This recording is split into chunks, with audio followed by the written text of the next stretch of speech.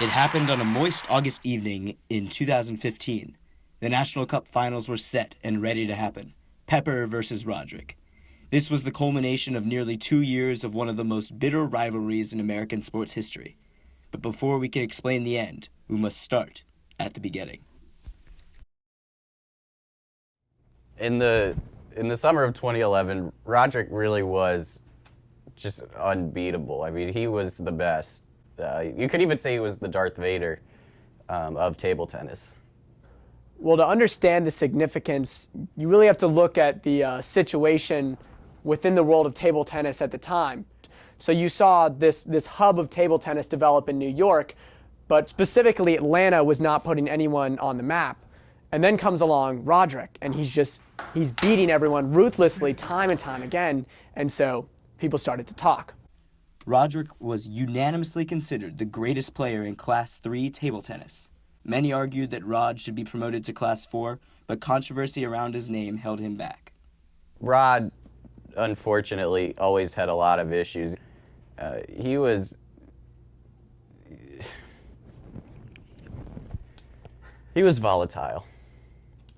He had several concerns with the table, and he got in trouble with the NTTAA. I mean, he was just that kind of guy. People always said Rod was a bad apple, but I don't think that should detract from the level of play that he had. He was on a different level than everyone else. His professional success is without comparison. His distance forehand made him absolutely lethal during deep volley points from mid to long range, and the only natural option was to try and pip him. He still developed an incredible pip return defense. Could anyone have beaten Rob? Well, no. At least I certainly didn't think so. Rod went on a 3-year stretch from 2013 to 2015 where he was undefeated. It wasn't until 2015 when he really saw anything close to a challenger. That challenger was Piper Jackson. He was a young kid from North Atlanta, relatively unheard of until 2014, when he was promoted to Class 2, and he started claiming more and more titles. Piper agreed to sit down with us and give his story. Pepper Jackson? Hi. Can we get an interview with you? Yeah. Cool. Yeah, that way. So my name is actually Piper Jackson, but my friends call me Pepper Jack, or just Pepper for short. I grew up on the north side of Atlanta, ATL. Let's go, represent. And it was really tough, like when I was young, I had to move dough and stuff. How did you get into table tennis then? Actually, I didn't get into table tennis like on purpose, but at the time, I had always thought that table tennis were for. Can I say that? No? I can't? Okay.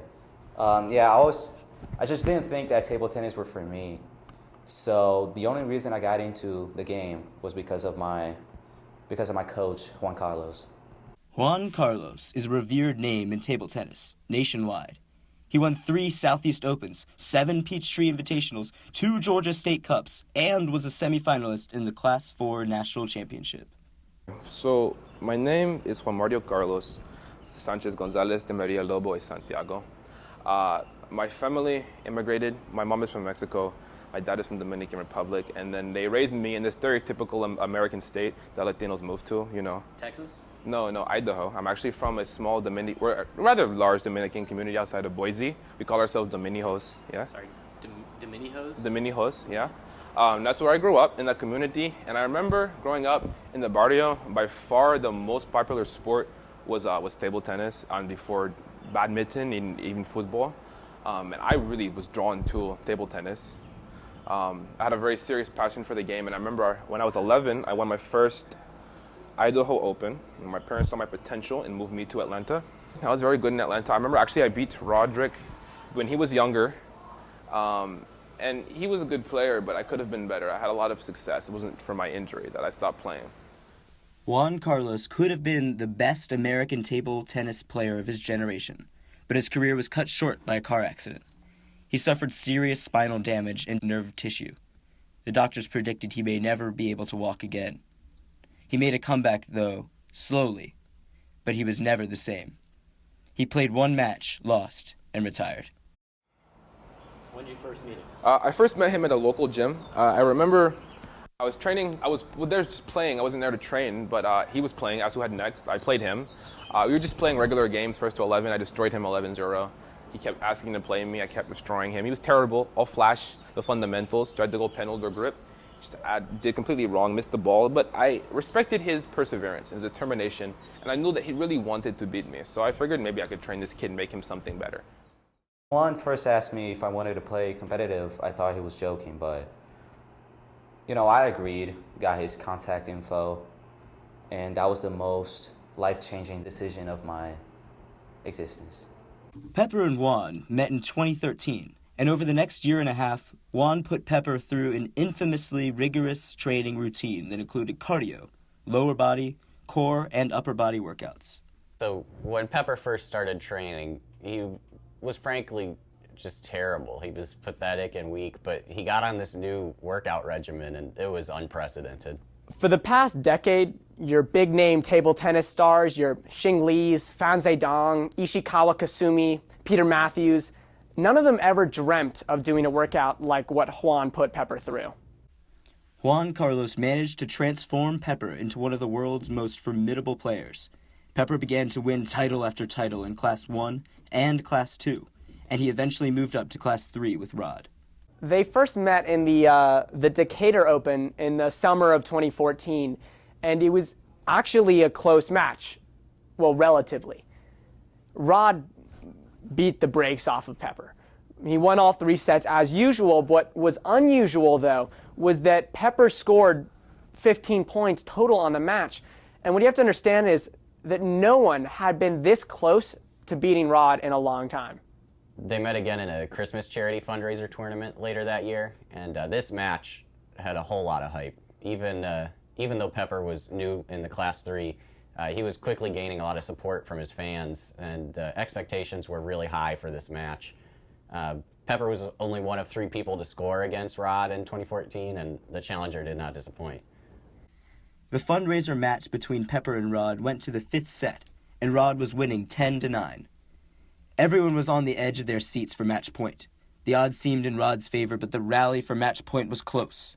The match was not televised, but our research team managed to secure fragments from the radio broadcast of the event. It's match point here, and the rally is still on. Rod, Pepper. Oh, Rod's hammered that one to Pepper's left, but he's easily returned it. I don't think that Rod expected that, but he's somehow returned it in a brilliant fashion, and oh! Rod's done it again and defended his impeccable record to close out his 3rd year of undefeated run. The return was awkward, and I don't think we have a video replay, but Roderick's done it again. The fundraiser event lacked the high-tech camera replay that real tournaments have, so Rod won the match point by returning the ball with his hand instead of the paddle. Only Pepper and Juan saw. Pepper was a gracious loser, but definitely held a grudge. Off the table, the rivalry was insanely heated. I mean, they hated each other. They got into fights a lot. They even subtweeted each other. Oh wow, subtweets? Yeah, it was a bitter rivalry. They were, you could say they were the Messi, Ronaldo, Ali Frazier, LeBron James, LaMarcus Aldridge, Feng Hung, that sort of thing. After the break for New Year's, people began to notice a striking increase in Roderick's physical prowess. He was always talented, but now he was massive. So we all had our suspicions about Roderick using PEDs, performance-enhancing drugs, but of course no one was going to call him on it. I mean, he was a legend, and he was scary. So anyways, it was the annual Georgia State Cup, and naturally, Roderick was just fantastic. Of course, in the finals, we saw the 2 leaders of the sport, Roderick and Pepper, facing each other, and making the state finals gave them both a bid for the national tournament. But given the rivalry, this was still a game to watch. They'd played a match, best 3 out of 5. First to 11 takes the game, win by 2, your typical table tennis rules. Roderick went 3-0. He lost 2 points on the whole match. Roderick, you just secured your bid for the national tournament for 3rd year in a row. You've gone undefeated for the past 3 years, and you've decimated your biggest rival, Piper Jackson. How do you feel? Wow, thanks, Dan. I'm so excited, so honored. Dude, #blessed. Table tennis never stops. The grind keeps going. What do you think were the keys to your overwhelming victory tonight? Strength, power, confidence, dominance. Did I mention strength? You indeed did. So your fitness was a huge part of your game plan. So particularly recently. So how do you think your exercise plan has suited you, like, compared to the other athletes? I mean, like, I eat a lot of avocado. But, like, aside from that, I asked my trainer the other day, like, is there anything that could give me, like, an extra edge, And he gave me this supplement. It's called, So like protein powder? No, like PEDs, like performance enhancement drugs. Wait, what? Yeah, he like recommended me like some, good steroids like Tren, HGH, 3cc's, like I inject it like everywhere, it gives me like more endurance, more stamina type thing. Oh. You see, so this was pretty unusual. We never before had an athlete who just admitted openly to doping. I mean, some people thought he was lying, but God damn. I was surprised, to say the least. So obviously we all saw this coming. He was huge, and he only played table tennis. But still, I mean, he just straight up said he took PEDs. Like, what makes this a truly amazing story is the dedication by Pepper to play the game, even through a potentially career-ending injury. Between state and nationals, Piper Jackson was practicing his serve. Now, this was back in the day before the table released the safety protocols that we know today. This story actually led to those protocols. What happened to Pepper is astounding. As he was reaching for the ball, which was under the table, he hit the table release with his elbow and crushed his right hand. He had only a month to prepare offhanded for the national tournament. I had to fight to save my career that day.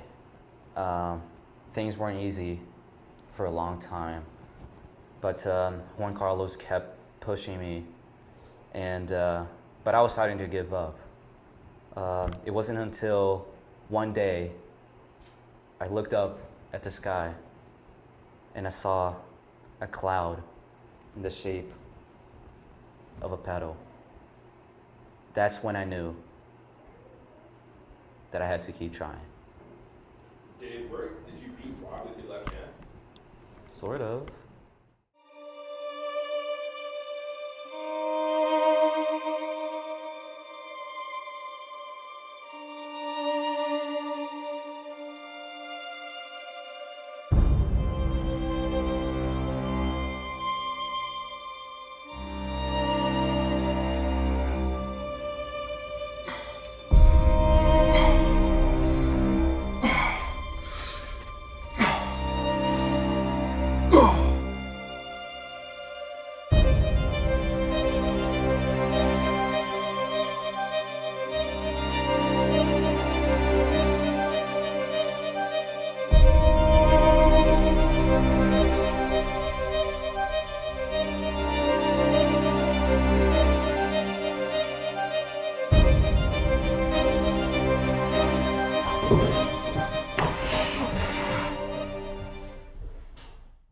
Rod's death was sudden. Autopsy showed that whatever drugs he injected before match point caused his death. Forensics revealed that Rod had injected himself with a lethal amount of cocaine, PCP, and methamphetamine, mixed with his usual performance-enhancing cocktails. Nobody knew how it had happened at first. I mean, like, we all knew Rod was on drugs, but not that type. So this was the first time Rod had been found with any of these recreational drugs in his system? Yeah, it was a big surprise. everyone was suspicious of everyone. Everybody was a suspect. Nobody knew who to trust, who to investigate. It was a mess.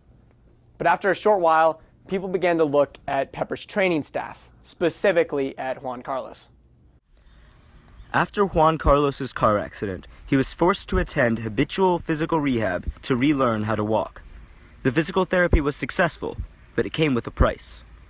Juan had severe back pain, and he was prescribed strong pain medications containing opioids to help cope.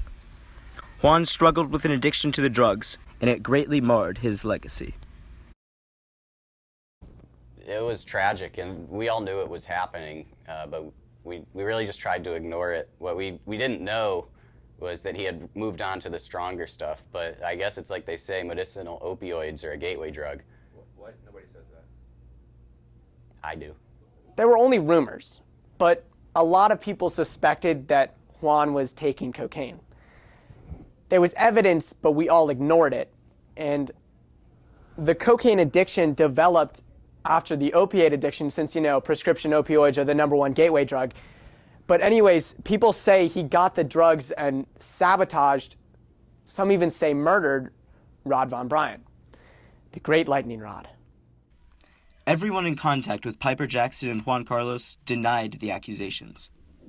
Juan is an innocent man. Even considering this video evidence of his cocaine addiction? No, he never did cocaine. He had mustache dandruff. In December 2015, police searched Juan Carlos's apartment and did not find anything to use against him in court. He was never convicted of murder.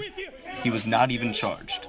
For further questioning, we attempted to contact Juan for another interview.